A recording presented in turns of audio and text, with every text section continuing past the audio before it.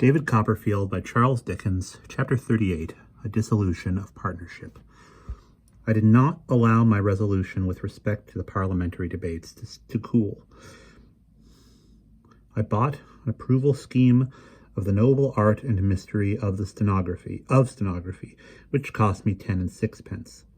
And night after night, almost every night for a long time, we had a sort of private parliament in Buckingham Street after I came home from the doctor's.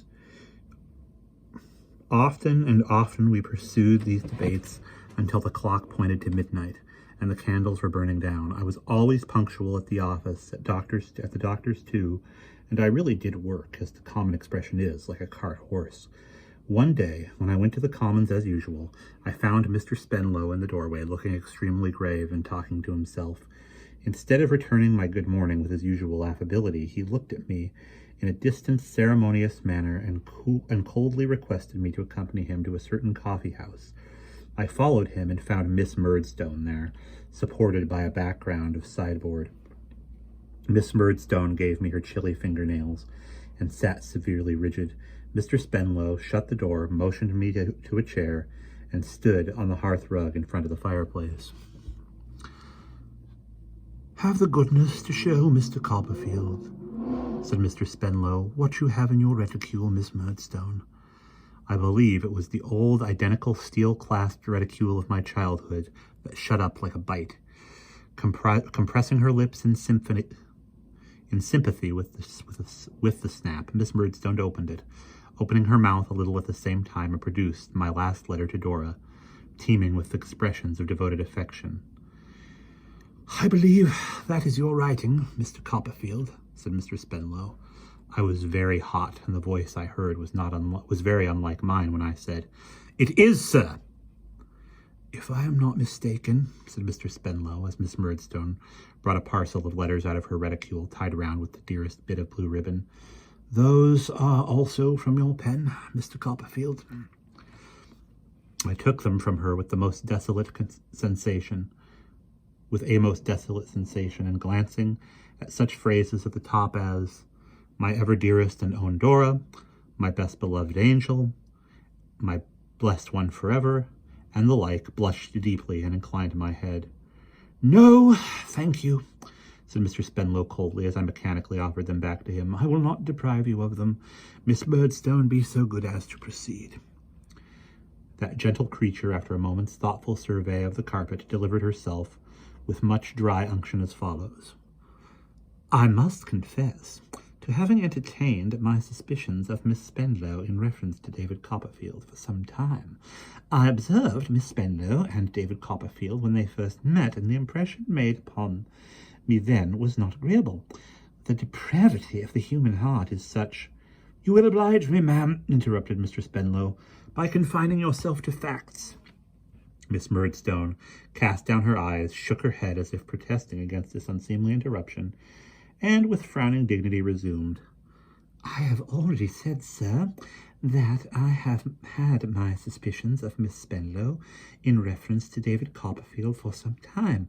I have frequently endeavoured to find decisive corroboration of these suspicions, but without effect. I have therefore forborne to mention them to Miss Spenlow's father," looking severely at him, "knowing how little disposition there usually is in such cases to acknowledge the conscientious discharge of duty." Mr. Spenlow seemed quite cowed by the gentlemanly sternness of Miss Murdstone's manner, and deprecated her severity with a conciliatory little wave of his hand. "Last evening after tea," pursued Miss Murdstone, "I observed the little dog starting, rolling, and growling about the drawing-room, worrying something. I said to Miss Spenlow, 'Dora, what is that the dog has in his mouth?' 'It's paper.' Miss Spenlow immediately put her hand to her frock, gave a sudden cry, and ran to the dog. I interposed and said, 'Dora, my love, you must permit me.' Oh, Jip, miserable spaniel, this wretchedness then was your work. Miss Spenlow endeavoured, said Miss Murdstone, to bribe me with kisses, work-boxes, and small articles of jewellery that of course I pass over.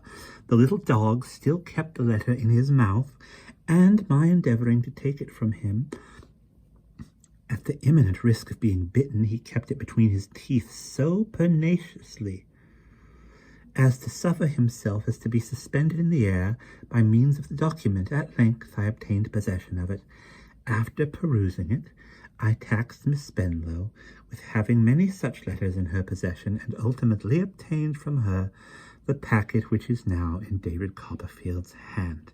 Here she ceased, and, snapping her reticule again, and shutting her mouth, looked as if she might be broken, but could never be bent. "You have heard, Miss Murdstone," said Mr. Spenlow, turning to me. "I beg to ask Mr. Copperfield, have you anything to say in reply?" The picture I had before me of the beautiful little treasure of my heart, sobbing and crying all night, of her being alone, frightened and wretched, then of her having so piteously begged and prayed that stony-hearted woman to forgive her, of having vainly offered her those kisses, work-boxes, and trinkets, of her being in such grievous distress, and all for me very much impaired the little dignity I had been able to muster. There is nothing I can say, except that all the blame is mine. Dora— "Miss Spenlow, if you please," said her father majestically. "Was he induced and persuaded by me," I went on, swallowing that colder designation, "to consent to this concealment, and I bitterly regret it."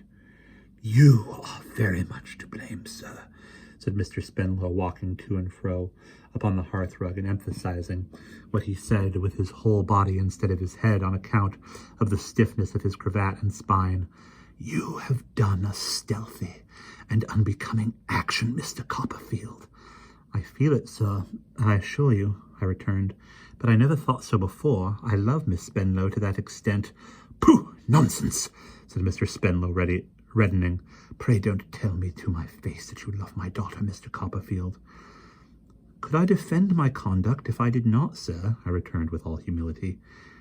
"Can you defend your conduct if you do, sir?" said Mr. Spenlow, stopping short upon the hearthrug. "Have you considered your years and my daughter's years, Mr. Copperfield? Have you considered my daughter's station in life, the projects I may contemplate for her advancement, the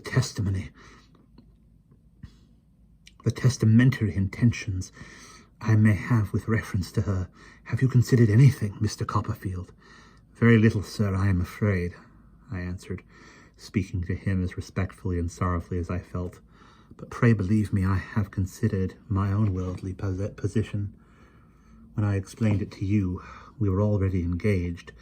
"I beg," said Mr. Spenlow, more like Punch than I had ever seen him, as he energetically struck one hand upon the other, "that you will not talk to me of engagements, Mr. Copperfield."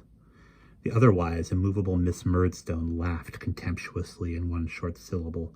"Ha!" "When I explained my altered position to you, sir," I began again, substituting a new form of expression for what was so unpalatable to him, "this concealment into which I am so unhappy as to have led Miss Spenlow had begun.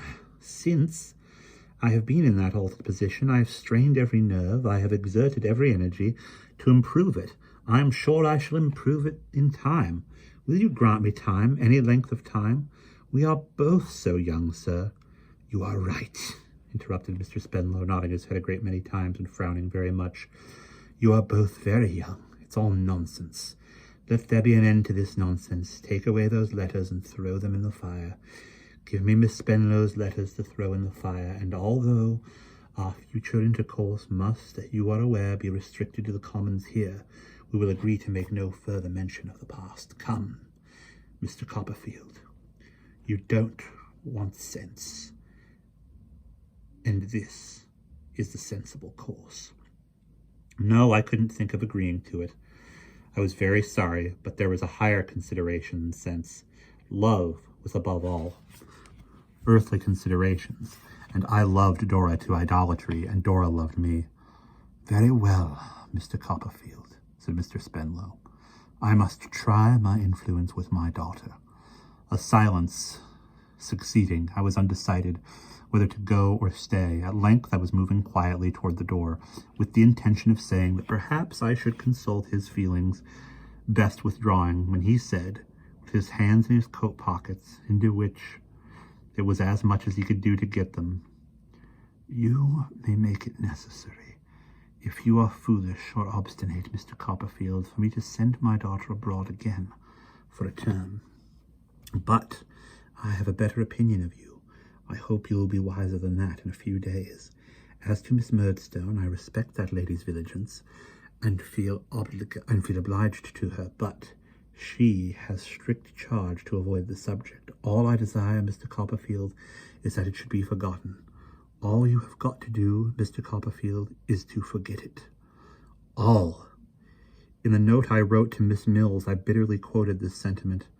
All I had to do, I said with gloomy sarcasm, was to forget Dora. That was all, and what was that? I informed her that my reason was tottering on its throne. I signed myself hers distractedly, and couldn't help feeling, while I read this composition over, before sending it by Porter, that it was something in the style of Mr. Micawber.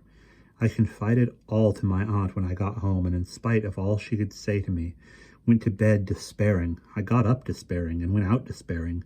It was Saturday morning, and I went straight to the Commons. I was surprised, when I came within sight of our office door, to see the ticket porters standing outside talking together, and some half-dozen stragglers gazing at the windows, which were shut up. I quickened my pace, and passing among them, wondering at their looks, went hurriedly in. The clerks were there, but nobody was doing anything. Old Tiffy, for the first time in his life, I should think, was sitting on somebody else's stool, and had not hung up his hat. "This is a dreadful calamity, Mr. Copperfield," said he as I entered. "What is?" I exclaimed. "What's the matter?" "Don't you know?" cried Tiffy, and all the rest of them coming round me. "No," I said, looking from face to face. "Mr. Spenlow," said Tiffy. "What about him?" "Dead!" I thought it was the office reeling and not I, as one of the clerks caught hold of me. They sat me down in a chair, untied my neckcloth, and brought me some water. I have no idea whether this took any time. "Dead," said I. "He dined in town yesterday and drove down in the phaeton by himself," said Tiffy, "having sent his own groom home by the coach, as he sometimes did, you know. Well, the phaeton went home without him. The house was roused up directly, and 3 of them went out along the road. They found him a mile off." "More than a mile off, Mr. Tiffy," imposed a junior. "Was it? I believe you are right," said Tiffy. "More than a mile off. Not far from the church. Lying partially on the roadside and partly on the path. Upon his face, whether he fell out in a fit or got out feeling ill before the fit came on, or even whether he was quite dead then, there was no doubt he was quite insensible. No one appears to know. If he breathed, certainly he never spoke. Medical assistance was got as soon as possible, but it was quite useless." I went down to Norwood that night, and finding, from one of the servants, when I made my inquiries at the door, that Miss Mills was there, got my aunt to direct a letter to her, which I wrote. I deplored the untimely death of Mr. Spenlow most sincerely, and shed tears in doing so. I entered her to tell Dora, if Dora were in a state to hear it, that he had spoken with me the utmost kindness and consideration, and had coupled nothing but tenderness, not a single or reproachful word, with her name. My aunt received a few lines next day in reply, addressed outside to her, within to me. Dora was overcome with grief, and when her friend had asked her should she send her love to me, had only cried, as she was always crying, "Oh dear papa, oh dear papa." But she had not said no, and that I made the most of. Mr. Jorkins, who had been at Norwood since the occurrence, came to the office a few days afterwards. He and Tiffy were closeted together for some few moments, and then Tiffy looked out at the door and beckoned me in. "Oh," said Mr. Jorkins, "Mr. Tiffy and myself, Mr. Copperfield, are about to examine the desks, the drawers, and other such repositories of the deceased, with a view of sealing up his private papers and searching for a will. There is no trace of any elsewhere. It appeared a wonderful thing to me, but it turned out there was no will. What was scarcely less astonishing to me was that his affairs were in a most disordered state. In the competition on all points of appearance and gentility, then running high in the commons, he spent more than his professional income, and had reduced his private means to a very low ebb indeed. There was a sale of the furniture and lease at Norwood, and Tivy told me, little thinking how interested I was in the story, that paying all the just debts of the deceased, and deducing his share of outstanding bad and doubtful debts due to the firm, he wouldn't give £1,000 for all the assets remaining. This was at the expiration of about 6 weeks. Miss Mills still reported to me that my broken-hearted little Dora would say nothing when I was mentioned, but "Oh, poor papa! Oh, poor papa!" Also, that she had no other relations than 2 aunts, maiden sisters of Mr. Spenlow, who lived at Putney, and who had not held any other than chance communication with their brother for many years.